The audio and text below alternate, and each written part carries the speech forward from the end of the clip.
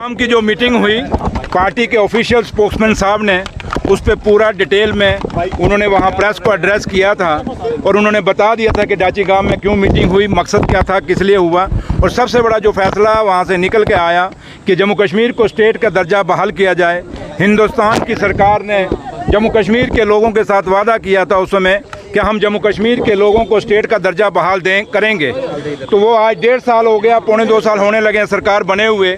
इलेक्शनों के बाद अभी तक वो स्टेट का दर्जा हमारा बहाल नहीं किया गया, क्योंकि स्टेट के दर्जा ना बहाल होने के कारण आज घर घर में बच्चा बेरोजगार है, लोगों के डेवलपमेंट के इशू रुके हैं, पानी और बिजली की प्रॉब्लम्स हैं, जो बेसिक ज़रूरतें हैं लोगों की, वो फंडिंग जो दिल्ली की सरकार से हमें आती है वो आज स्टेट के मुताबिक नहीं आ रही बल्कि एक यूटी के मुताबिक आ रही हैं। तो इसलिए स्टेट का दर्जा हमारा बहाल होना चाहिए।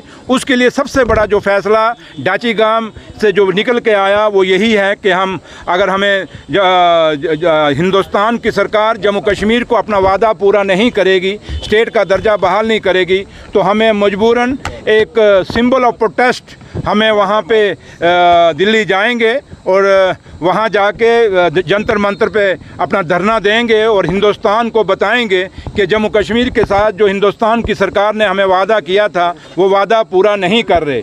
इसलिए वो जो हमारा उसके बाद एक रोड मैप है जो हमारे पार्टी के प्रेसिडेंट कायदे सानी डॉक्टर फारूक अब्दुल्ला साहब ने बनाया है। और पहला हमारा जो उस रोड मैप का जो पहला हमारा हिस्सा है वो यही है कि हम दिल्ली जाके ऑल लेजिस्लेटर्स, और उसमें हम ये पार्टी ने यही फैसला किया कि हम सारी अपोजिशन पार्टियों को अपील करेंगे, इंक्लूडिंग जम्मू कश्मीर की जो बीजेपी है उसको भी हम अपील करेंगे कि जब हम वहाँ जंतर मंतर पे धरने पे बैठेंगे ये भी आके, क्योंकि अगर ये सच्चे सही मायने में जम्मू कश्मीर के लोगों के रहनुमा हैं और हमदर्द हैं तो ये आके उस धरने में बैठेंगे। अगर नहीं बैठेंगे तो समझ लीजिए कि हाथी के दांत खाने के कुछ और दिखाने के कुछ और। ये फैसला जंतर मंतर पे होगा कि जम्मू कश्मीर का कौन सी पार्टी जो है जो जम्मू कश्मीर के बेरोजगार बच्चों का हक में है और जम्मू कश्मीर के बेरोजगार बच्चों को रोजगार देना चाहती है। ये मैंने कहा आपको जहाँ तक ताल्लुक है कहाँ स्टेप डाउन करना है, ये क्या करना है, ये मीडिया में नहीं होती बातें।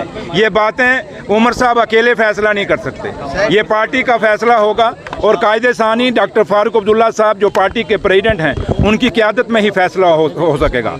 आज उमर अब्दुल्ला साहब इस ऐसे जहां अगर आप कह रहे हैं, मुझे तो ये बयान कहीं दिखा नहीं, लेकिन आप कह रहे हैं तो उमर साहब का फैसला पार्टी ने डिसाइड करना है क्योंकि वो चीफ मिनिस्टर हैं, लेकिन पार्टी प्रेसिडेंट ने फैसला करना है कि पार्टी उमर साहब ने हुकूमत में रहना है या नहीं रहना। तो इसलिए सबसे बड़ा फैसला जो है वो कायदे सानी डॉक्टर फारूक अब्दुल्ला साहब के पास है क्योंकि वो पार्टी प्रेसिडेंट है। पार्टी प्रेसिडेंट और उनको पता होगा। और सबसे बड़ी बात ये प्रोवोकेटिव ऑनरेबल चीफ मिनिस्टर साहब का है, ये वो फैसला करेंगे। बाकी जो मैंने आपको दाची गांव का हवाला दे दिया है मेरा वही बात है और पार्टी का ऑफिशियल स्पोक्समैन ने भी उस पर अपना बयान दे दिया। तो मुझे लगता है मुझे ज़्यादा इस पर कहने की अब ज़रूरत नहीं है। एक मकसद है कि बीच में से कुछ ना कुछ मैं बटोरूं, वो मिलने वाला मुझसे है नहीं, तो इसलिए जितना मैंने कह दिया उतना ही काफ़ी है। तो लिहाजा अगर किसी और का कोई सवाल हो तो ठीक। जर्नलिस्ट ने सरदार जी कब कौन सी सरकार, जब बीजेपी की सरकार थी आपको याद होगा, उसमें बीजेपी के एमएलए नाराज नहीं होते थे क्या?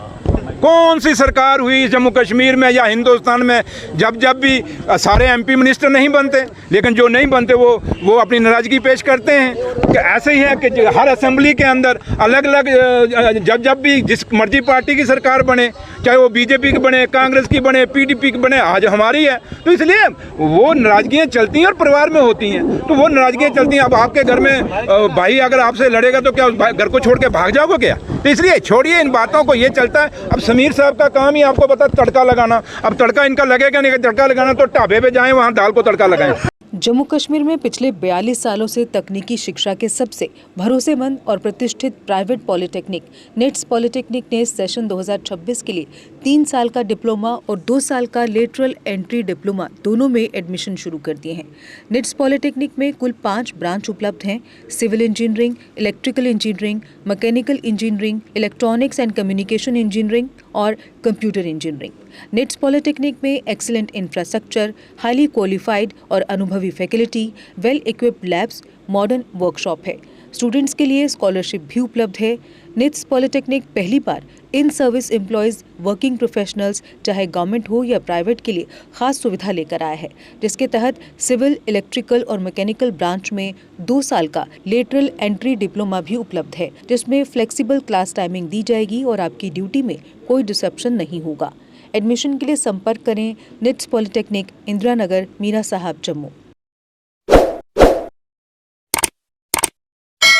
जम्मू कश्मीर की खबरों के लिए जुड़े रहिए JK अपडेट के साथ।